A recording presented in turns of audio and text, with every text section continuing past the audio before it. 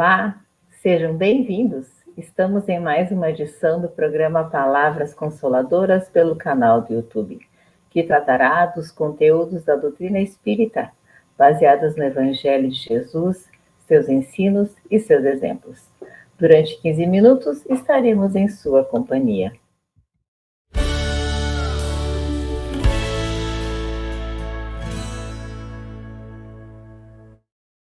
A União Municipal Espírita de Caxias do Sul é a responsável pela condução deste programa e hoje vamos falar sobre o tema perante o corpo. E para nos ajudar a tratar deste assunto, convidamos a colega Clementina Berno, colaboradora do Movimento Espírita da Serra Gaúcha. Seja bem-vinda, Clementina, é uma satisfação tê-la aqui conosco. Olá, Rose, a todos os internautas, sempre uma satisfação também para nós, né? Uma alegria podermos estar juntos mais uma vez. E levando conhecimento melhor ainda, não é mesmo, Clementina? Verdade. E queremos lembrar, então, aos internautas que a descrição, a bibliografia está na descrição desse vídeo, então, para quem quiser buscar mais, aprofundar sobre o tema. E hoje, então, falando sobre perante o corpo, esse tema que nós já, então, citamos, né, a bibliografia, ele está também no capítulo 5 do Evangelho segundo o Espiritismo, Bem-aventurados aflitos, do item 26, que trata das provas voluntárias. O verdadeiro sacrifício. Emmanuel comenta esta passagem na obra citada na descrição do vídeo, e ele nos diz que, frequentemente, atribuímos ao corpo as atitudes menos felizes que nos induzem à queda moral. E, por vezes, diligências enfraquecemo-lo ou flagelamo-lo, a pretexto de evitar tentações. Clementina, explica para nossos internautas esse apontamento de Emmanuel que é tão desafiador para nós. Aquele que assim procede, o faz porque não tem ainda o entendimento do ser como um espírito imortal, que está num corpo transitório, que vem programado com as características adequadas para a experiência terrena que cada um necessita e para os decorrentes aprendizados. Ou seja, nós somos espíritos temporariamente num corpo físico e não um corpo que tem um espírito ou uma alma. E o próprio Emmanuel, ele nos traz a explicação, que é muito, eu diria, clara, direta e até pueril, afirmando que aquele que assim procede, ou que seja, flagela o seu corpo, silicia para evoluir, na verdade, faz uma coisa que é muito estranha, porque seria o mesmo, diz Emmanuel, que espancar o automóvel, porque o motorista dementado se dispusesse a utilizá-lo para efetuar um crime. Então, nós culpando a máquina pelos desvios do seu condutor. E, realmente, é isso que nós fazemos sem entender. Quem comanda o corpo é a mente. Então, a atitude mais sensata seria, em vez disso, estabelecer um objetivo de realizar aquilo que o próprio Mestre Jesus nos sugeriu, vigilância e oração, se nós queremos evoluir. Vigiar por quê? No esforço do autoconhecimento, para identificarmos as nossas fraquezas, as nossas debilidades e focarmos o nosso esforço em corrigi-las. E orar, que é sempre tão importante, né? O orar seria para nós, então, obtermos o auxílio divino e nele aurir as forças, a coragem, a persistência para vencer os apelos daqueles vícios que nós identificamos, então. Se nós temos, por exemplo, para usar um exemplo muito prático, o vício da gula, não seria siliciando a minha boca ou o estômago que eu corrigiria o meu vício, mas sim dispondo-me firmemente a cuidar melhor da alimentação, evitando aqueles itens prejudicais à dieta que é necessária e optando com disciplina, com vontade, a uma alimentação mais saudável, um exercício físico que auxilie nesse intento. Aí sim seria racional. Ou seja, usarmos sempre o corpo de acordo com as nossas capacidades para realizar tudo aquilo que a inteligência nos permite para o nosso progresso intelecto-moral. Então, o corpo, é a nossa veste material, para que nós possamos concretizar aquilo que o espírito precisa realizar nessa encarnação. Portanto, nós precisamos cuidar do nosso corpo da mesma forma que cuidamos do espírito. Como é importante isso, né, Clementina? Não é uma questão de vaidade, de alguma coisa que a sociedade nos impõe, mas sim utilizá-lo bem como melhor podermos executar as tarefas que nós nos propomos no nosso planejamento reencarnatório, né? O Chico dizia o meu jumentinho, né? Era o corpo dele, o nosso jumentinho que ele precisava tratar bem. Sim. Sempre o Chico nos dando exemplos simples, mas que agregam muito valor para nós como conhecimento. É muito bom. E Clementina, muitos são os que questionam se o homem deve suavizar suas próprias provas. As provas têm por objetivo exercitar a inteligência, a paciência e a resignação. O que o Evangelho nos esclarece a esse respeito? Muito interessante essa questão, Rose e todos que nos acompanham. A própria pergunta já nos dá uma dica, né, um spoiler do objetivo da prova. A aflição, na verdade, ela acende a nossa luz espiritual, ou acende a luz que nós precisamos buscar. Não é apologia ao sofrimento, é reconhecer que não há sofrimento sem propósito. Jesus nos disse que seria dado a cada um segundo as suas obras, resumindo com isso a justiça divina. E nós podemos acrescentar que nós receberemos o que nós merecemos, conquistamos, e mais os acréscimos da bondade divina.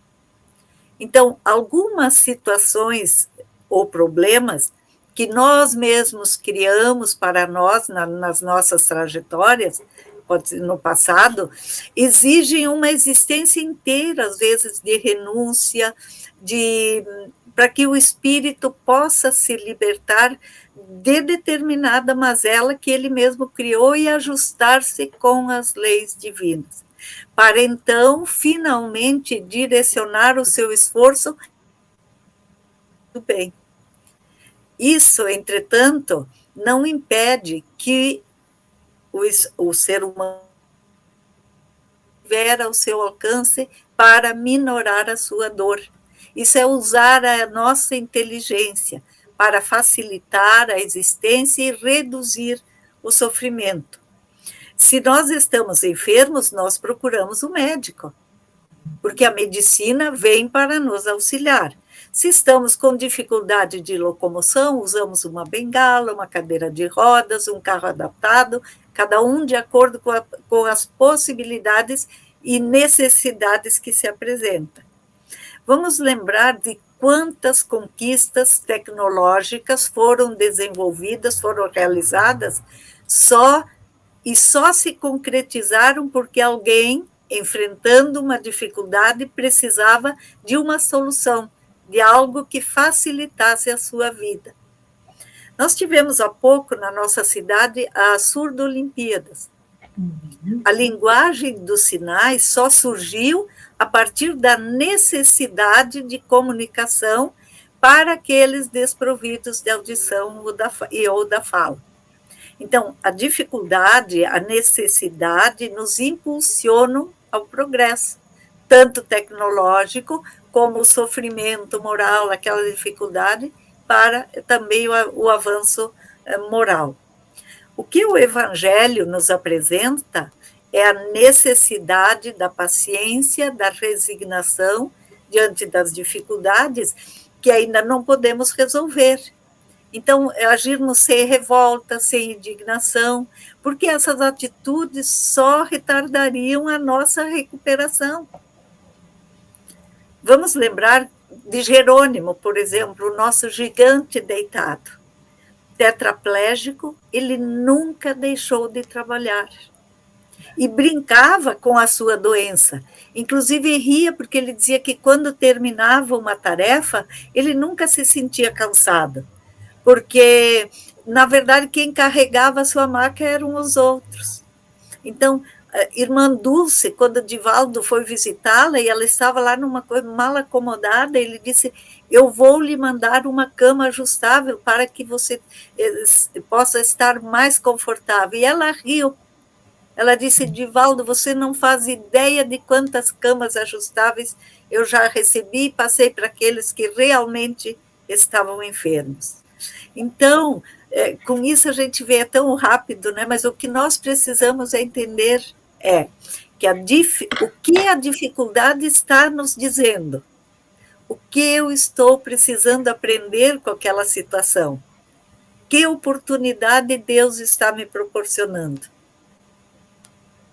São questionamentos que são muito importantes mesmo, Clementina, e nos proporcionarmos muitas vezes pequenos desconfortos diários para que quando os desconfortos maiores eles chegarem nós já estejamos acostumados. Isso também é interessante da gente fazer.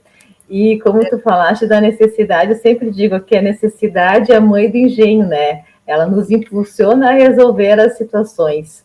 E isso é muito bom.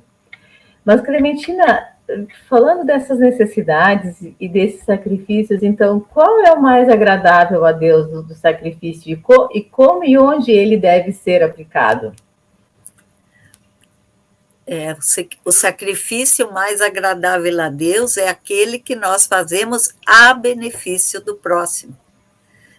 Por exemplo, quando nós abrimos mão de um conforto, né, do nosso conforto, de uma refeição tranquila, do aconchego do lar para socorrer ou auxiliar alguém. Quando nós nos privamos de uma noite de sono tranquilo, à cabeceira da cama de um enfermo. Ou quando escolhemos mesmo seguir uma profissão que exige maior dedicação, ou nos dedicamos a um trabalho voluntário, profissões como os médicos, enfermeiros, bombeiros, para citarmos alguns. As equipes, por exemplo, das organizações não governamentais que vão a lugares muito distantes, difíceis, pobres, para levar o socorro e assistência àqueles cuidados, né, aqueles desamparados, atingidos, às vezes por catástrofes ou porque não tem nenhum outro serviço que chegue até eles para auxiliá-los.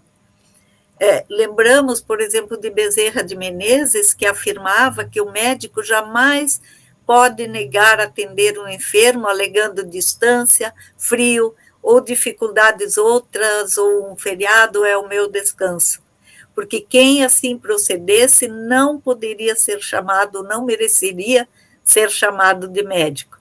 Ou seja, é onde nós estamos. Entretanto, há aqueles que nós podemos fazer no dia a dia. Dar atenção àquele familiar ou colega que não é lá tão agradável e que as pessoas evitam. É passar alguns momentos com alguém que precisa de uma companhia, convidar alguém que sabemos solitário, vivendo um momento difícil para, sei lá, um cinema, um café, uma conversa, uma chamada telefônica para aquela pessoa que sabemos que está, às vezes, ou deprimida ou solitária. Então, são pequenas coisas e todos esses, aquilo que exige de nós sair da nossa zona de conforto é o sacrifício agradável a Deus. Enfim, darmos algo de nós, do nosso tempo, da nossa energia, da nossa habilidade, do nosso conhecimento a benefício do outro. E quanto mais abnegação, quanto mais dificuldade, maior é o benefício, porque vencemos o nosso egoísmo, vencemos o nosso comodismo. A gente pode representar isso, Rose, pelo óbolo da viúva. Ou seja, não é a grandeza do ato, é o esforço que nós fazemos para realizar aquele ato que às vezes pode ser muito singelo. Esse é o sacrifício mais agradável a Deus. Que maravilha, Clementina! E todos nós podemos fazer, né? Com o que cada um possui, dando o seu melhor. Muito bom. Clementina, nosso tempo está se esgotando. Deixa suas considerações finais para os nossos internautas. O que eu gostaria de deixar, só recapitulando isso que nós falamos agora, cuidarmos de nós, né, do nosso corpo, do nosso espírito, alimentar-nos tanto física como espiritualmente de coisas boas, agradáveis, alegres, e compartilharmos isso de bom que a gente consegue construir com aqueles que estão ao nosso redor. É uma coisa, quando a gente doa alguém, quando a gente faz bem para o outro que está perto de nós, é uma bênção, é uma bênção. Gratidão, Rose, pela oportunidade e a todos. Nós que agradecemos. Então, nós ficamos aqui com o nosso recado final, que nos diz assim, como Emmanuel cita: abençoa, pois, teu corpo e ampara-lhe as energias para que ele te abençoe e te ampare no desempenho da tua própria missão. Nos despedimos desejando que as bênçãos do Senhor permaneçam em todos os corações. Foi um privilégio estar em sua companhia. Até o próximo encontro. E se você gostou, curte, comenta e compartilha.